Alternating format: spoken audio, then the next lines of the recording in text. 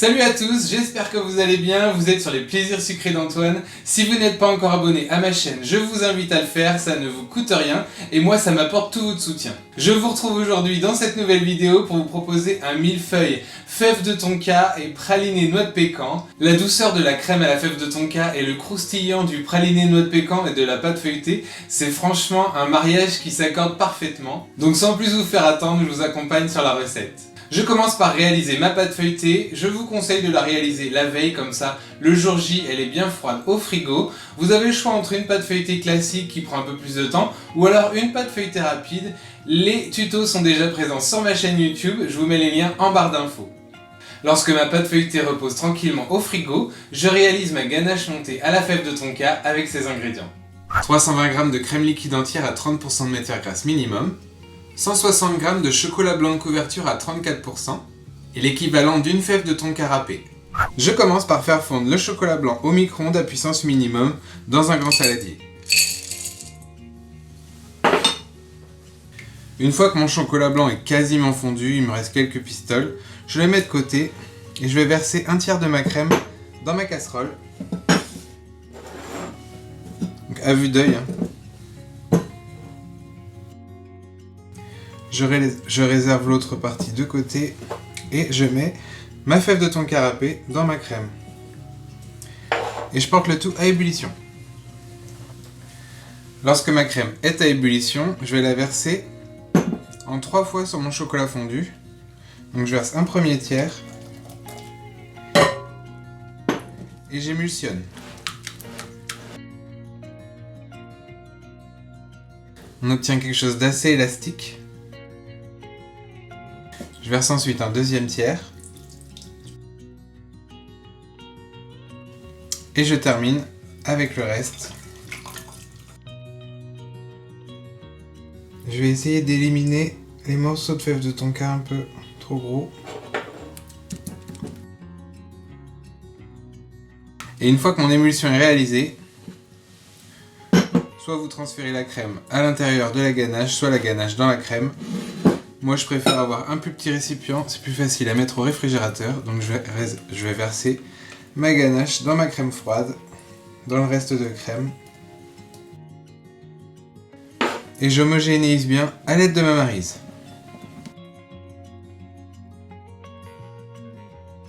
Il ne me reste plus qu'à filmer au contact. Et je la réserve au minimum 5 heures au réfrigérateur. Une fois que ma ganache refroidit tranquillement au frigo, je réalise mon praliné de noix de pécan avec ses ingrédients. 100 g de noix de pécan, 50 g de sucre en poudre et 2 g de fleur de sel. Je commence par torréfier mes noix de pécan pendant 10 minutes à 160 degrés.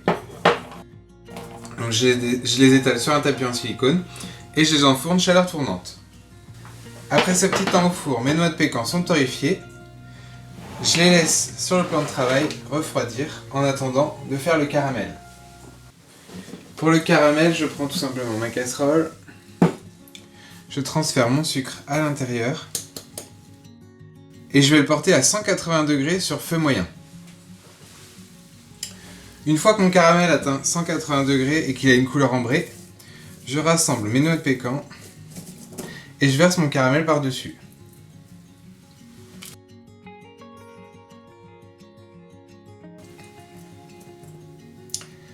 N'hésitez pas à bien racler le fond de la casserole. Et ensuite, je vais laisser complètement refroidir avant de les mixer avec mon mixeur de table. Donc, je peux les rassembler dans le caramel. Une fois que tout a bien refroidi,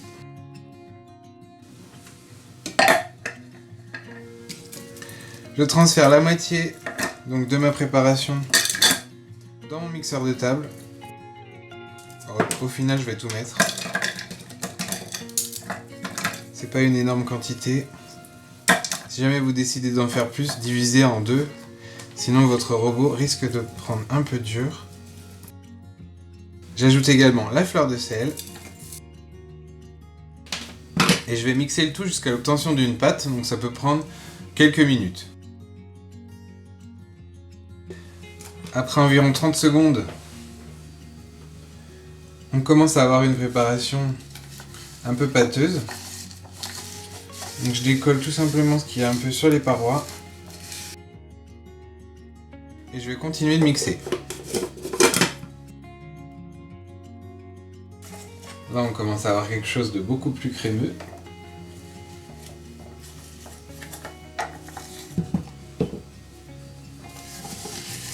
Ça va dépendre aussi de la consistance que vous souhaitez donner à votre praliné. Si vous voulez un praliné très fin, il va falloir le mixer assez longuement. Si vous voulez un praliné avec quelques grains encore à l'intérieur pour ramener du croquant, il va falloir mixer un peu moins longtemps. C'est à vous de juger l'aspect que vous souhaitez donner. Je vais le mixer encore un petit peu. Donc là, l'aspect me plaît plutôt bien. On voit qu'il est assez souple et brillant. Il ne me reste plus qu'à le transférer dans un récipient. Et je le réserve jusqu'au montage. Lorsque ma ganache et mon praliné sont réalisés, j'abaisse et je cuis ma pâte feuilletée. Je sors ma pâte feuilletée bien froide du réfrigérateur et je vais l'abaisser sur un carré d'environ 23 cm par 23 cm. Donc je farine légèrement mon tapis en silicone et je l'abaisse sur environ 4 mm d'épaisseur.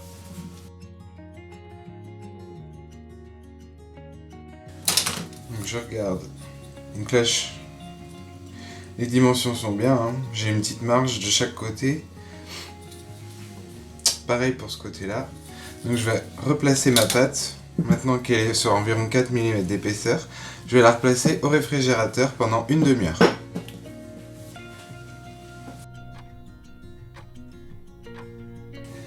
Après ce petit temps de repos au frigo, je vais piquer ma pâte à l'aide d'une fourchette. À la surface, je vais placer du papier sulfurisé. Je vais juste couper un petit peu les bords, ce qu'il y a au niveau de mon tapis. Ensuite, par-dessus, je vais placer un plat qui va permettre à ma pâte de pas trop développer comme une folle. Et je place le tout sur ma grille de four pour que ce soit plus simple. On place d'abord la pâte. Et je vais cuire ma pâte pendant 20 minutes à 180 degrés chaleur tournante. Après 20 minutes de cuisson, je sors mon feuilletage du four. J'enlève ma plaque. Et je vais saupoudrer avec du sucre glace la surface de mon feuilletage pour apporter le côté caramélisé. Donc je saupoudre généreusement et je replace en cuisson pendant 15 minutes. Lorsque mon feuilletage a bien caramélisé, je vais le laisser entièrement refroidir avant de le découper. Donc il se peut qu'il ait un peu plus coloré sur les extrémités, là où c'est moins épais. Mais ça pourra se rectifier au moment de la coupe. On privilégiera les côtés où c'est un peu moins foncé que les autres. Pendant que mon feuilletage refroidit, je fouette ma ganache pour en faire une ganache montée. Je transfère ma ganache dans le bol de mon robot. Et je fouette jusqu'à l'obtention d'une ganache montée assez dense et bien aérienne.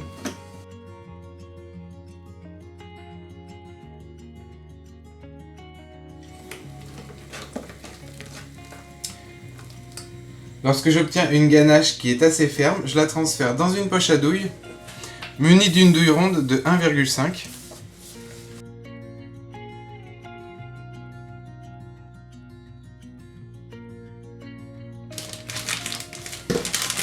Et je la réserve au frigo en attendant le montage. Une fois que ma pâte feuilletée a bien refroidi, je la détaille. Je vais découper un rectangle de 18 cm par 22 cm. Donc je vais m'arranger pour éviter les zones qui sont un peu plus foncées. Donc là je vais détailler 18 cm. Donc je coupe avec un couteau à dents. Pour l'instant je fais juste les marques.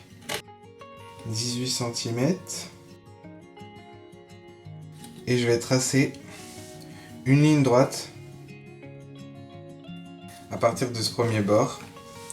Donc là je vais avoir mes 18. Donc je reprends 18 au centre. Et vers la fin. Comme ça je peux détailler l'autre côté. Et dans mon rectangle restant, donc j'ai dit 22 cm. Je fais une trace. Je trace un trait relativement droit. Ensuite, je trace 22 cm.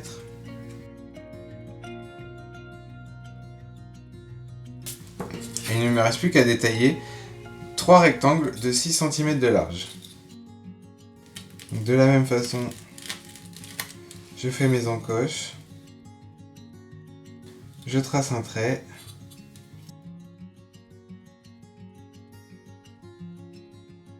J'ai maintenant mes 3 bandes.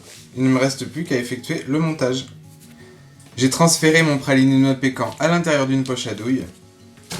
Donc pour un millefeuille, on va privilégier une ganache montée assez ferme pour une bonne tenue.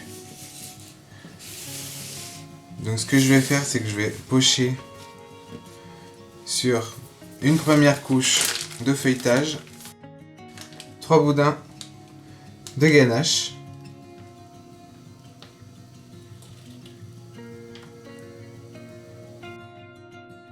Si je veux quelque chose de joli, je vais couper soit avec un couteau ou avec une palette, ce que vous avez sous la main. Ensuite, entre mes boudins, j'essaye d'égaliser les interstices entre chaque boudin. Je vais pocher un peu de praliné de noix de pécan, donc sans aller trop au bord. Et je dispose ma première plaque de feuilletage sur mon plat de service ou sur ce que vous voulez. Je renouvelle l'opération sur la deuxième plaque de feuilletage.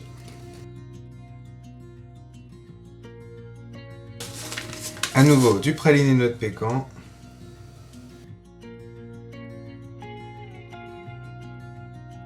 Et pour la dernière étage, je la reverse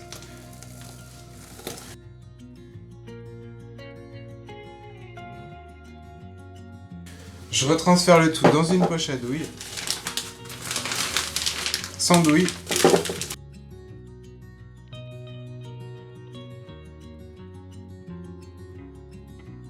Et sur la dernière plaque de feuilletage, je vais biseauter ma poche à douille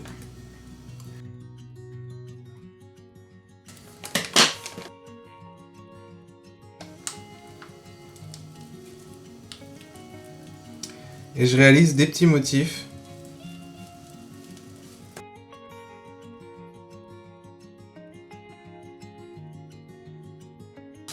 et je termine en décorant avec un peu de praliné de noix de pécan.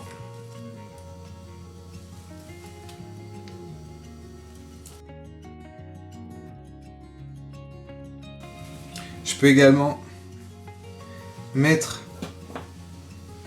des noix de pécan sur le dessus, soit entières, soit en morceaux.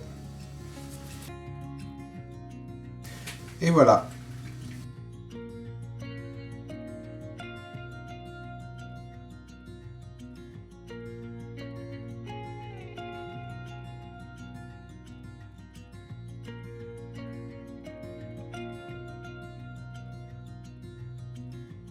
Mon tuto millefeuille tonka noix de pécan est maintenant terminé. J'espère que cette nouvelle recette savoureuse vous a plu. Si c'est le cas, n'hésitez pas bien sûr à laisser des pouces à la vidéo, à la partager autour de vous à tous vos amis gourmands, à me laisser des commentaires, je tâcherai d'y répondre et bien sûr à continuer à vous abonner à ma chaîne. Je vous attends également sur Facebook et Instagram, les liens sont en barre d'infos et je vous dis à très bientôt pour une nouvelle recette. Ciao!